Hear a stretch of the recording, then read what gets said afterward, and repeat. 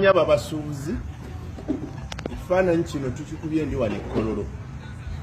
Njagala kubategeeza mmwe mwatusaba tusaba Oweekitiibwa President atusinkane twogerezeganye mu bungi abaddiza amawulire ag'okunoonyereza kwakoze ku bizibu byammwe nammwe bye bwamuwa.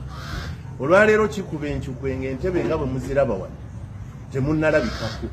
Njagala kuba akafaananyi nga kati President azze konvoyi eyingidde era ffe abakulembeze ate ffe tunaaba eva nga ffe tuli mu mirimu gyammwe tubeegayiridde waggaddewo edduuka kikugasa ki okuggalawo edduuka n'osigala eka?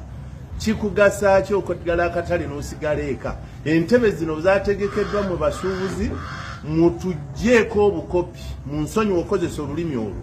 Kwata omulimu gwo nga bwe waguleseewo, kwata epikipiki, kwata emmotoka, teriiyo kyetaagisa, teriiyo ndagamuntu, teri tini namba, teri nsonga yonna. Gwe jangu musuubuzi wali bakubuuze kigambo kimu, okolera wa? Yingira.